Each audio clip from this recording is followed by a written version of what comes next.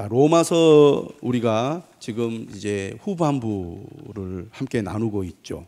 매일 성경으로는 이제 내일 모레 이틀 16장을 우리가 묵상하면 로마서는 끝이 납니다. 하지만 주일 낮을 통하여 로마서 말씀을 제가 다시 설교를 하려고 합니다. 그만큼 중요한 책인데요. 읽고 또 깊이 묵상하는 가운데 로마서를 통해서 주시는 하나님의 진리를 우리가 확실하게 믿음으로 붙잡을 수 있기를 바랍니다.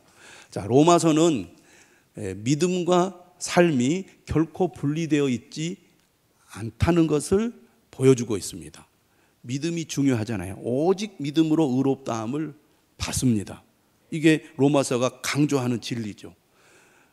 진정으로 믿음을 가진 사람들은 어떤 사람이냐? 삶으로 그 믿음이 증거가 된다는 것입니다. 그래서 우리가 진실로 예수 그리스도를 믿는 사람이라면 삶을 통해서 그 믿음을 증거하는 사람이 되어야겠습니다. 우리 백집사님 기도할 때도 말씀 하셨는데요. 12장 1절에 뭐라고 말하느냐면 너희 몸을 하나님이 기뻐하시는 거룩한 산제물로 드리라. 삶이 중요하다는 거죠. 그리고 12장 5절에 어떤 말씀이 있냐면 우리 많은 사람이 그리스도 안에서 한 몸이 되어 서로 지체가 되었느니라. 우리 옆에 계신 분들과 한번 인사하겠습니다. 우리는 한 몸입니다. 예, 우리는 한 몸이에요. 그리스도 안에서 한 몸을 이루고 있습니다. 우리 각자는 어떤 사람입니까? 한 몸을 이루고 있는 지체입니다. 몸은 유기체죠. 기계가 아니기 때문에 분리시킬 수 없습니다. 서로 연결되어 있고 뗄래야 뗄 수 없는 관계죠. 그래서 우리는 한 몸을 이루고 있는 지체로서 지체 하나하나가 그 역할을 잘 수행할 때 몸이 건강해지는 겁니다. 그래서 예수 그리스도를 믿고 하나님의 자녀가 되면 나는 그리스도 안에서 한 몸을 이루고 있습니다. 나는 몸을 이루고 있는 지체입니다. 라는 것을 항상 우리가 기억할 필요가 있습니다. 제가 이 말씀을 드리는 이유는 로마서 14장은 무엇을 지금 강조하고 있느냐면 그리스도인들이 서로 하나 되어야 한다, 연합해야 한다는 것을 강조하고 있기 때문입니다. 고린도전서와 비교해 보면 로마 교회는 큰 잡음이 없는 교회처럼 보입니다. 고린도 교회는 보통 심각한 교회가 아니었습니다. 바울이 골치가 아팠던 거죠. 하지만 로마 교회는 상대적으로 평안하고 또 복음의 진리를 확고하게 붙잡고 있는 교회였습니다. 그렇지만 로마 교회에도 갈등이 있었는데 어떤 갈등이 있었느냐? 유대인 그리스도인들과 이방인 그리스도인들 간에 갈등이 있었다는 겁니다. 주로 편지는 갈등이 있는 교회를 위해서 썼습니다. 로마 교회도 물론 여러 가지 목적을 가지고 사도 바울이 로마서를 썼지만 상당히 많은 부분을 이 유대인 그리스도인들과 이방인 그리스도인들 간의 갈등의 문제를 염두에 두고 기록한 것을 알 수가 있습니다.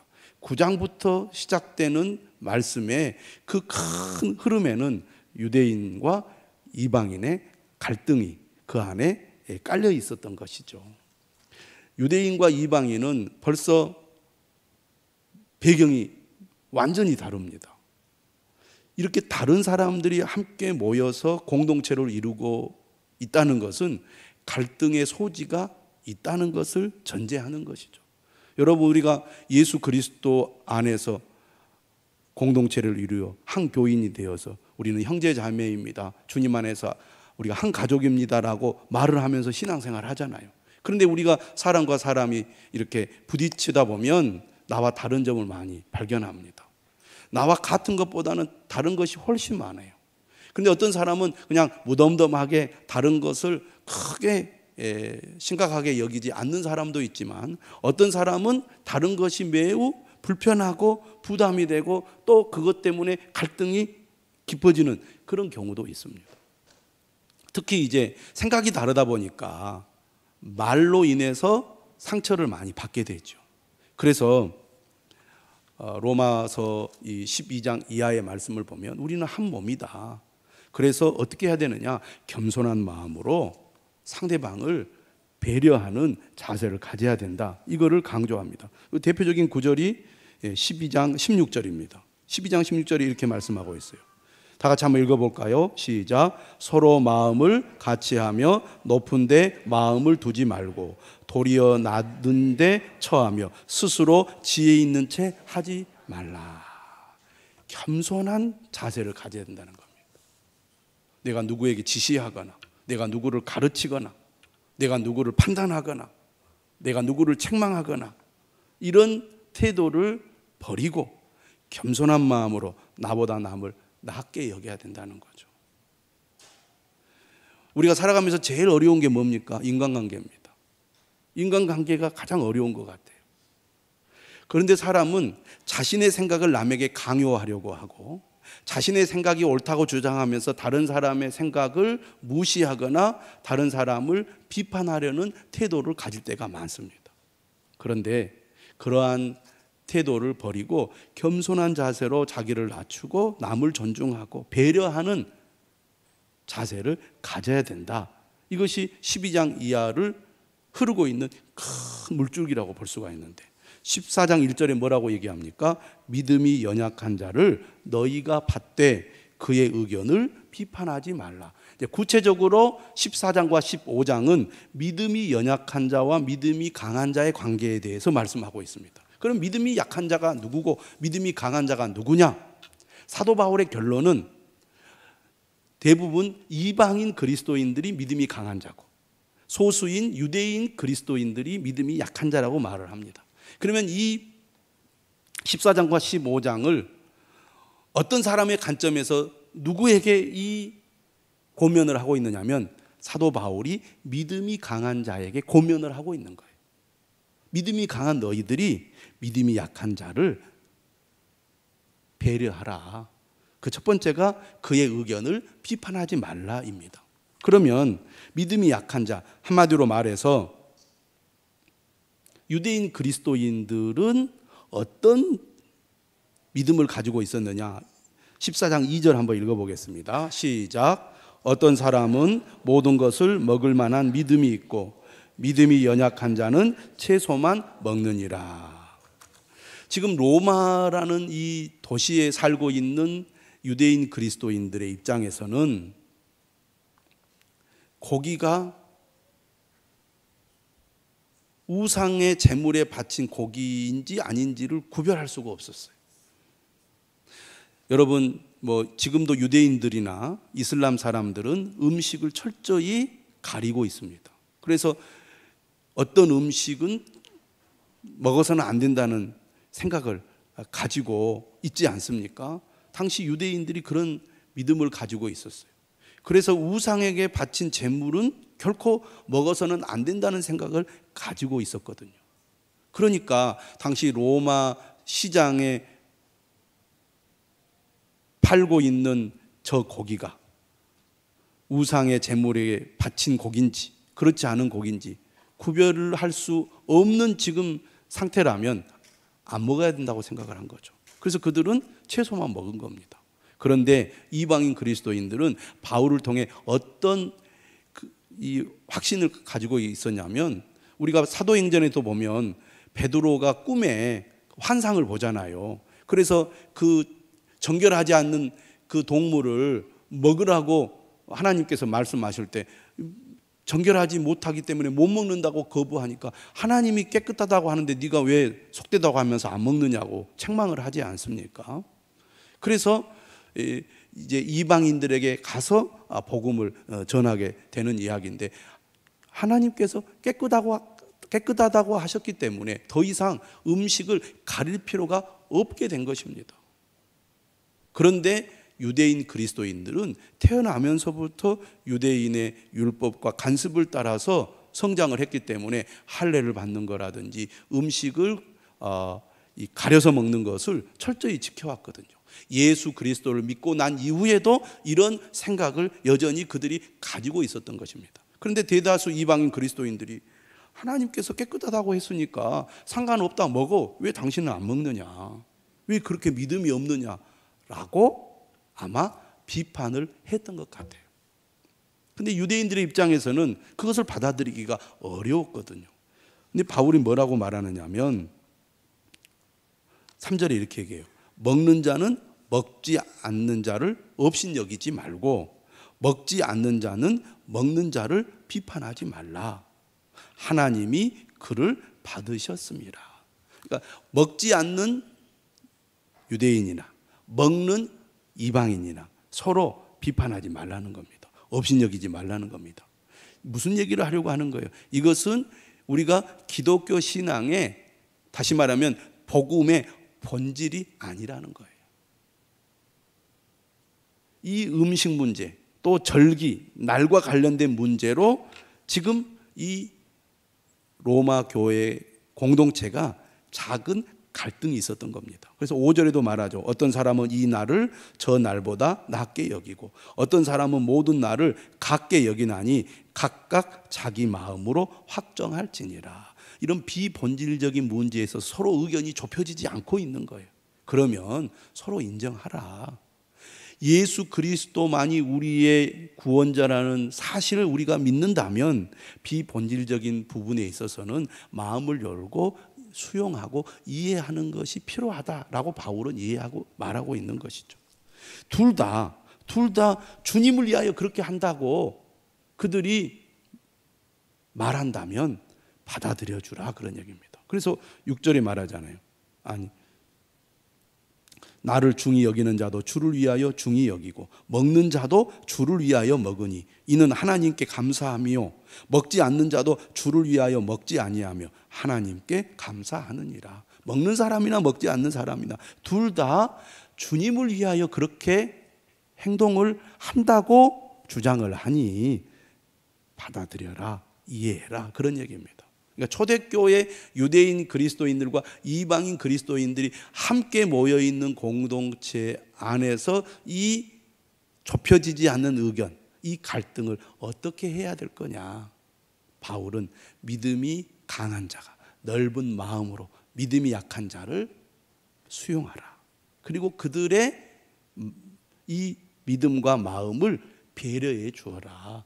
비판하고 이렇게 믿음이 없느냐고 책망하고 그렇게 하지 말아라, 그런 얘기입니다. 그래서 오늘 본문 13절에 뭐라고 얘기합니까? 그런즉 우리가 다시는 서로 비판하지 말고 도리어 부딪힐 것이나 거칠 것을 형제 앞에 두지 아니하도록 주의하라. 두 가지 얘기를 하는 겁니다. 첫째는 비판하지 말라는 거죠.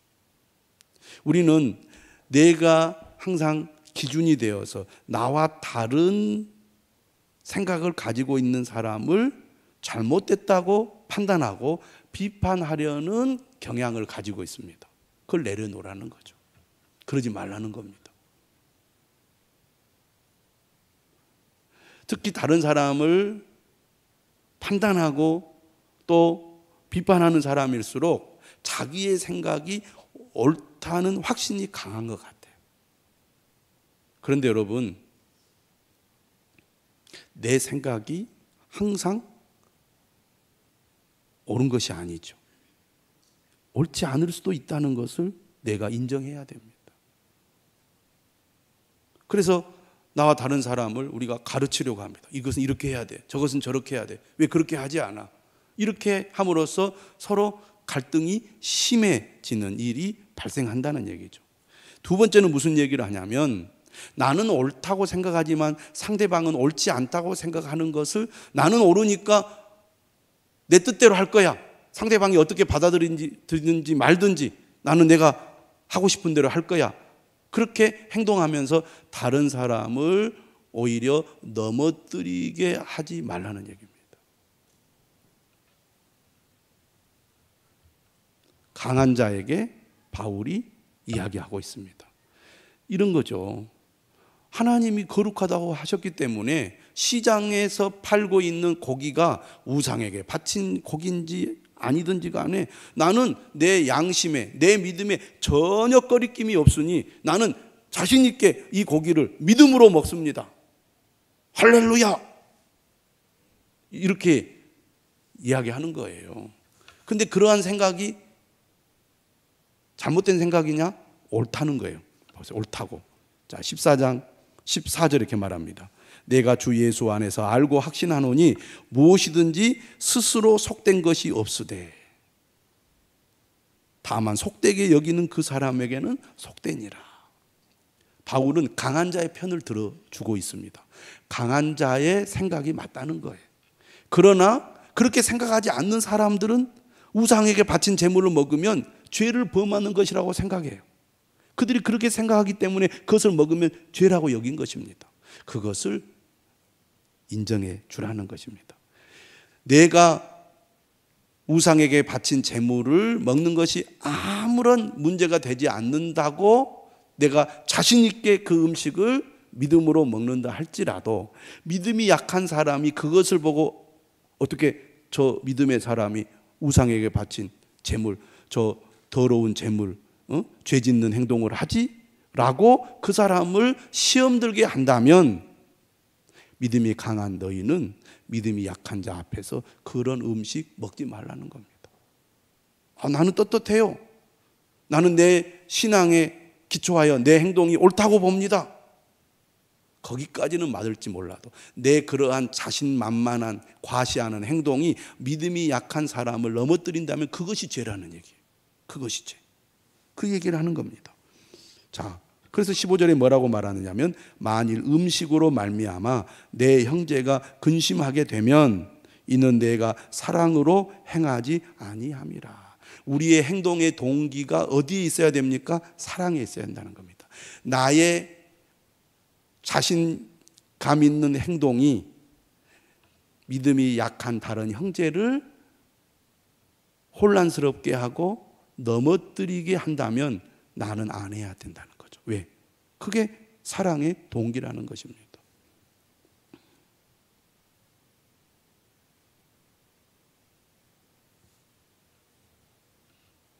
그리스도께서 대신하여 죽으신 형제를 이방인 그리스도인들의 입장에서 볼 때 유대인 그리스도인들은 믿음이 약한 자요. 그들은 소수예요. 참 답답한 사람이야.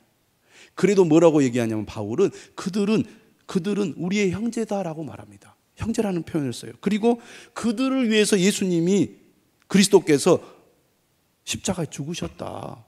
그들을 위해서 그리스도께서 십자가에 죽으셨는데 그들을 망하게 하면 되겠느냐 하는 거예요.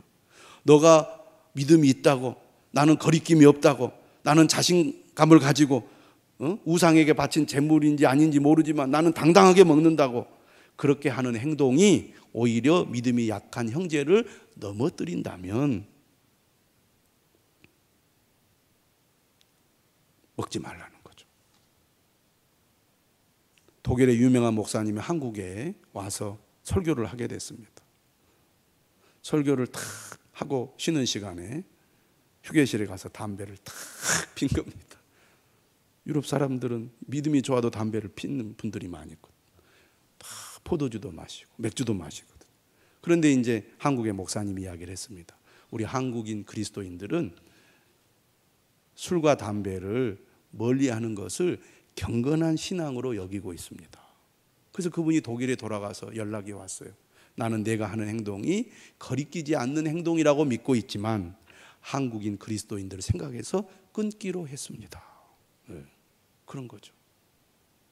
우리는 내 행동이 신앙 안에서 떳떳하다고, 나는 아무런 문제가 없다, 이렇게 자신 있게 내가 어떤 행동을 하고 말을 할 때가 있지만 더 중요한 것은 공동체 안에서 내 행동과 말이 다른 사람을 시험에 들게 하고 믿음을 흔들리게 만든다면 나는 그것을 안 하겠다는 것입니다.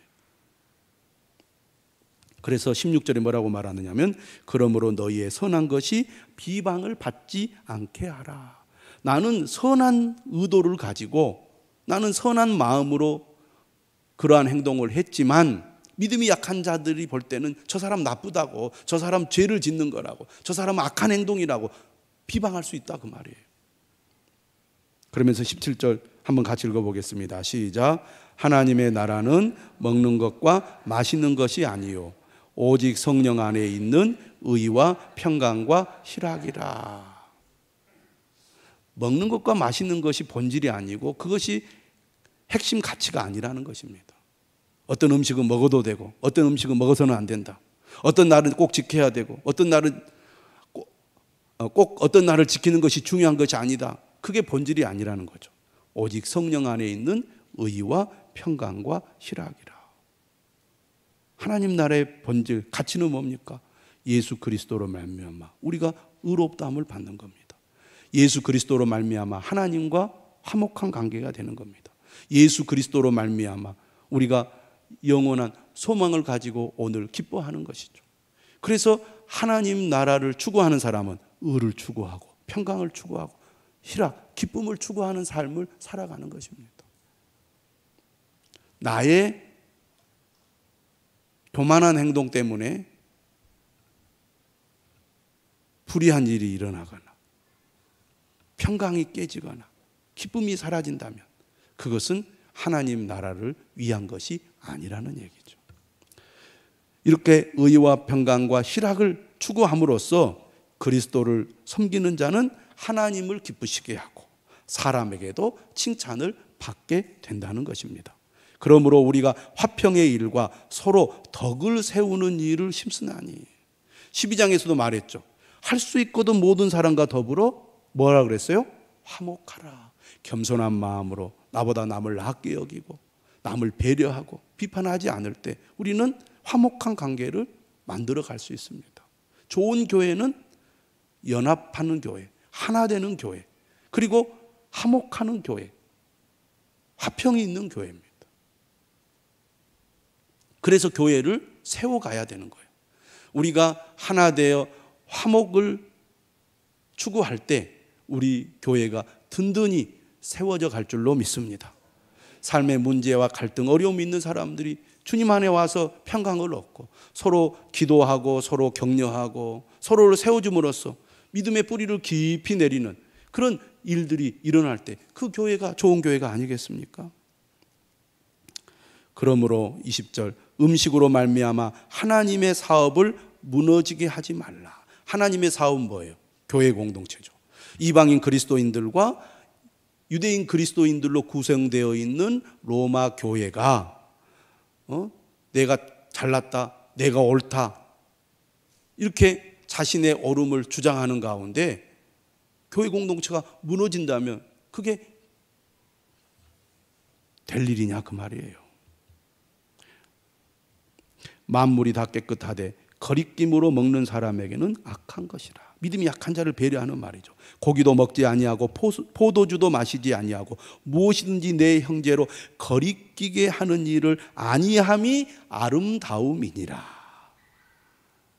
나만 생각하고 다른 사람은 배려하지 않는 것이 바른 신앙인이 아니라는 거죠. 성숙한 그리스도인이란 내가 옳다는 것만 중요하게 여기고 남이야 뭐라고 하든지 간에 나는 내가 옳다고 생각하는 것을 나는 주장하고 그것대로 나는 살겠다. 이것이 성숙한 그리스도인이 아니라는 거죠. 다른 사람을 배려해야 나의 행동이 다른 사람을 넘어지게 한다면 그것은 옳지 않다는 거죠. 그를 살리고 세울 수 있다면 내가 포기할 줄 아는 것, 그것이 아름답다 그런 얘기입니다. 22절이죠. 네게 있는 믿음을 하나님 앞에서 스스로 가지고 있어라. 아무거나 먹는 것이 아무런 문제가 없다는 믿음은 버리지 말라는 거죠. 그것이 옳다 그 말이에요. 그건 가지고 있으라 그 말입니다. 그러나 나의 그러한 생각을 행동으로 옮길 때 다른 사람을 배려하지 않는 행동으로 말미암아 그들을 넘어뜨린다면 그것은 큰 잘못이라는 얘기입니다. 자기가 옳다 하는 바로 자기를 정죄하지 않은 자는 복이 있도다. 의심하고 먹는 자는 정죄되었나니 이는 믿음을 따라 하지 아니하였기 때문이라. 믿음을 따라 하지 아니하는 그것은 다 죄니라. 믿음이 약한 자들의 상태를 이해하고 그들을 배려하여 그들이 넘어지지 않도록 돕는 성숙한 그리스도인이 되라는 말씀입니다. 진짜 강한 자는 내가 옳다는 것을 강하게 주장하는 게 아니라 약한 자를 배려하는 사람, 그리고 그를 세워서 함께 가는 사람, 그 사람이 진짜 강한 자라는 것입니다. 그런 저와 여러분들이 되시기를 주님의 이름으로 축원합니다.